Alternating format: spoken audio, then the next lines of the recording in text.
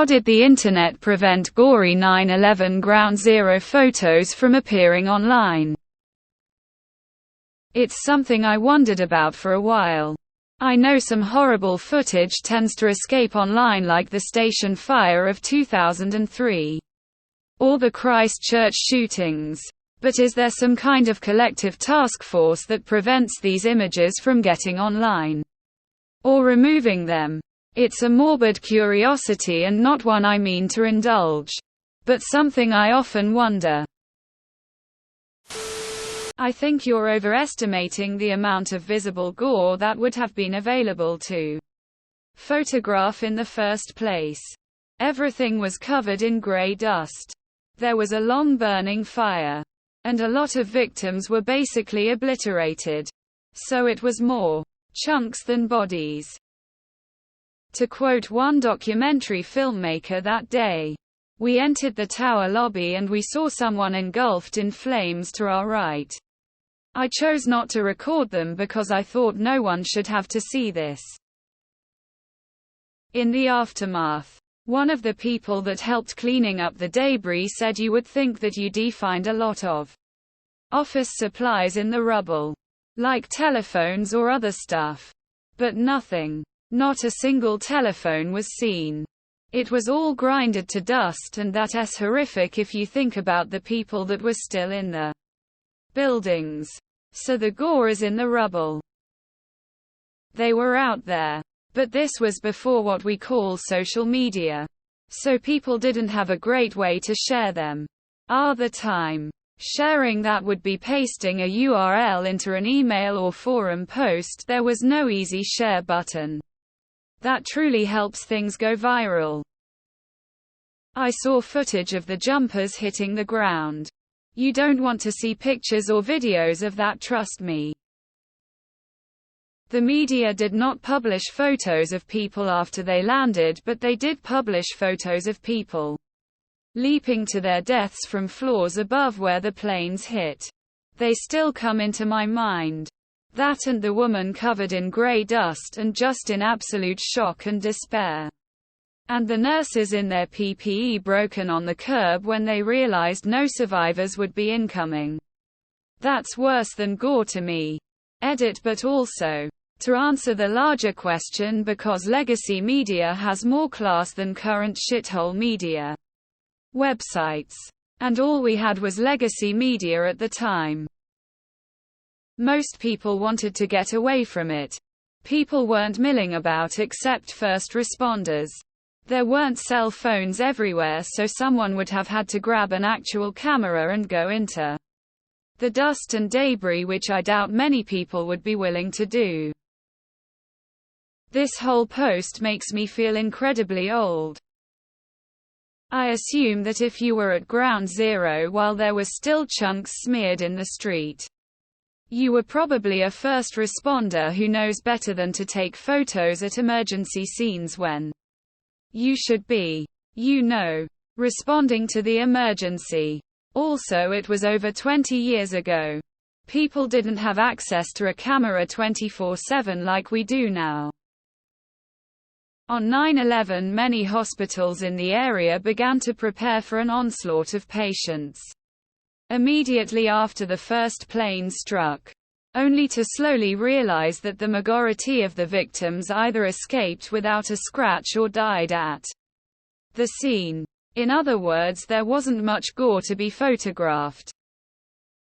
I was 11 years old and watched a man jump from an unimaginable height to certain death on live TV. Strange as it sounds, the media still had a moral compass. Same reason the gory pics of Columbine have only been seen online. Today, the networks and garbage like TMZ, etc., can't wait to be first to tantalize you with a teaser and then capitalize on it. It's pathetic, predatory, and parasitic. You hit the ground at terminal velocity, you look like weird red and yellow Chucky batter. I was appalled at how the news was showing over and over again the towers, and you could see people sailing through the air. The biggest reason is probably that unless you were carrying an actual camera in the area that day, you were out if luck. This was before the times that everyone had a phone and that phone had a good camera. Not gonna get a good pic on a Nokia flip phone. Also, I suspect most people just wanted out of there. It was scary. News did have live footage of people jumping to their deaths to escape the smoke and flames.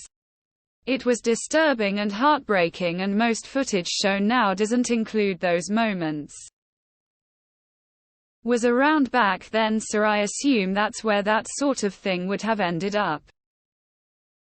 Everyone didn't have a phone in their pocket for starters. The internet was in its infancy then. Additionally, there was not yet such a thing as a smartphone, and cameras hadn't yet become ubiquitous across all cellular devices, so there really wasn't a plethora of opportunity for capturing such images, much less for collecting them anywhere. If memory serves back then, the internet was largely just business and government logistical data and storage. We all still thought you needed to use AOL free disks to get online so we could meet hot chicks and attain satisfaction by cybing with. They even still have chat rooms. The footage broadcasted was violent and traumatic, even without the physical gore. I'll never forget watching those people jump from the towers.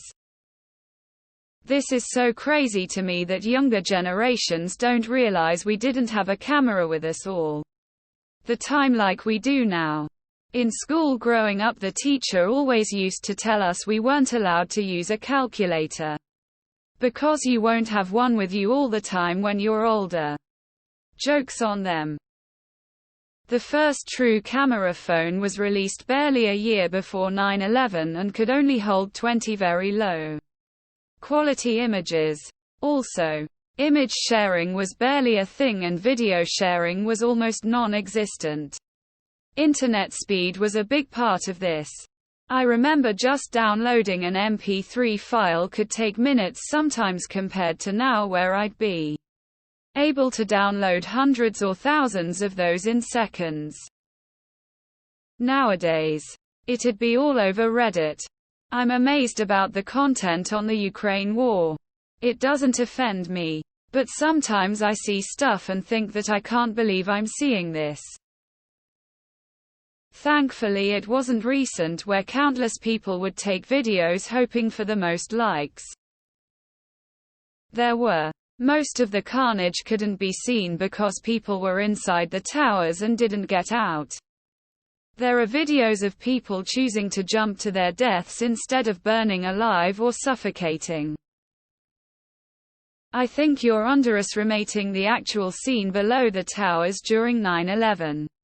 Emergency services such as police and firefighters were preventing anyone near close proximity to the tower. And even if you could get close, you wouldn't want to. Debris rained from towers above, including people reaching possible terminal velocity. Phone cameras were not commonplace to whip out on a moment's notice. I'm sure some documentation exists, but really, why would you want such things to circulate? The internet wasn't the internet in 2001. I got married in September 2001. My wedding is on a videotape. I think you might be overlooking the fact that in 2001 no one had cameras in their pockets. My dad was on a ground zero cleanup crew. He brought along a disposable camera. But when he was caught taking pictures, it was immediately confiscated, the reason being that they didn't want any potential gore. Or God forbid the photos get out and someone sees the charred remains of a loved one. They weren't taking any chances at all. I've always had a morbid curiosity about what happened to everyone who jumped. What does a fall from over 100 floors up do to a body? What does it look like? Lack of camera phones back then. Expensive data. MMS barely existed. Started. Better people.